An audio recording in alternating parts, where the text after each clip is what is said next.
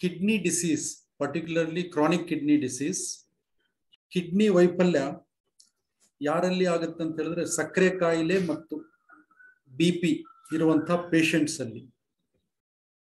ಇದರಲ್ಲಿ ಪ್ರಮುಖವಾಗಿ first symptoms ಏನೇನು ಕಾಣಸಿಗುತ್ತೆ ಪೇಷಂಟ್ಸಿಗೆ.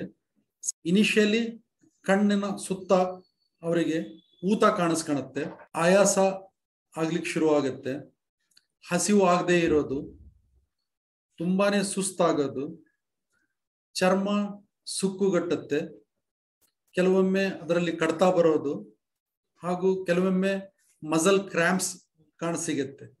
ಒಮ್ಮೆ ಕ್ರಾನಿಕ್ ಕಿಡ್ನಿ ಡಿಸೀಸಿಗೆ ತುತ್ತಾದಂತಹ ಪೇಷಂಟ್ಸಿಗೆ ಏನೇನು ಅವರ ದೇಹದಲ್ಲಿ ಬದಲಾವಣೆಗಳಾಗುತ್ತೆ ಅಂತ ಹೇಳಿದ್ರೆ,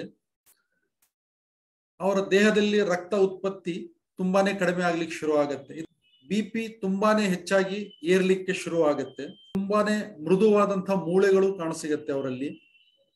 ಅವರು ಅಂತ ಪೇಷಂಟ್ಗಳು ಹೃದಯ ಕಾಯಿಲೆಗೆ ತುತ್ತಾಗ್ತಾರೆ, ನರಗಳ ದೌರ್ಬಲ್ಯತೆ ಉಂಟಾಗುತ್ತೆ, ತೀರಾ ಕೊನೆಯ ಸ್ಟೇಜ್ಗಳಲ್ಲಿ ಸ್ಟ್ರೋಕ್ ಆಗೋ ಚಾನ್ಸಸ್ ಹೆಚ್ಚಿಗೆ ಇರುತ್ತೆ. ನಾವು ಇದನ್ನ ಹೇಗೆ ಡಯಾಗ್ನೋಸ್ ಮಾಡ್ತೀವಿ? ಲ್ಯಾಬ್ ಟೆಸ್ಟ್ಗಳಿರುತ್ತೆ. ಅದರಲ್ಲಿ ಪ್ರಮುಖವಾದದ್ದು ಯೂರಿನ್ ಪರೀಕ್ಷೆ ಮಾಡಿದಾಗ ಮೂತ್ರದಲ್ಲಿ ಆಲ್ಬುಮಿನ್ ಯೂರಿಯಾ ಶುರುವಾಗುತ್ತೆ. ಲ್ಯಾಬ್ ಅಲ್ಲಿ ಸೀರಮ್ ಕ್ರಿಯಾಟಿನಿನ್ ಅನ್ನೋವನ್ನು ಚೆಕ್ ಮಾಡ್ತೀವಿ. ಈ ಟೆಸ್ಟ್ಗಳಿಂದ ನಮಗೆ ಕಿಡ್ನಿ ಡ್ಯಾಮೇಜ್ ಆಗ್ತಾ ಇದೆ, ಆಗಿದೆ, ಯಾವ ಸ್ಟೇಜ್ ಅಲ್ಲಿ ಇದೆ ಅನ್ನೋದು ಗೊತ್ತಾಗುತ್ತೆ. ಹಾಗಾದ್ರೆ ಇದನ್ನು ಹೇಗೆ ತಡೆಗಟ್ಟಬಹುದು? ಪ್ರತಿ 3 ತಿಂಗಳಿಗೊಮ್ಮೆ HbA1c ಅಂತ ಹೇಳಿ ಮಾಡ್ತೀವಿ. ಇದು ನಮಗೆ ನಿಮ್ಮ ರಕ್ತದಲ್ಲಿ ಶುಗರು ಈ ಹಿಂದಿನ 3 ತಿಂಗಳಲ್ಲಿ ಯಾವ ಲೆವೆಲ್ಗಿದೆ ಅಂತ ಹೇಳಿ ಗೊತ್ತಾಗುತ್ತೆ.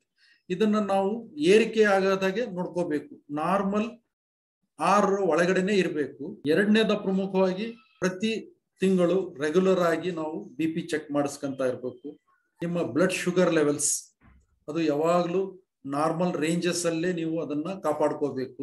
ನಿಮ್ಮ ಬ್ಲಡ್ ಅಲ್ಲಿ ಕೊಲೆಸ್ಟ್ರಾಲ್ ಅಂಶ ಇದು ಹೆಚ್ಚಿಗೆ ಆದರೆ ನಿಮಗೆ atherosclerotic heart disease, ischemic heart disease, peripheral vascular disease ಅಂತ ಹೇಳಿ ನರಗಳ ರೋಗಗಳು ಕಾಣಸಿಗತ್ತೆ. ಅದನ್ನ ಆಗದೆ ಇರುವ ಹಾಗೆ ನೋಡ್ಕೋಬೇಕು.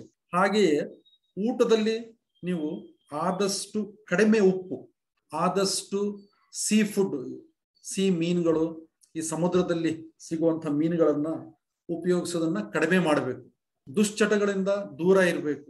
ಒಂದು ಸ್ಮೋಕಿಂಗ್, ಎರಡನೆಯದು ಕುಡಿತದಿಂದ ದೂರ ಇರಬೇಕು.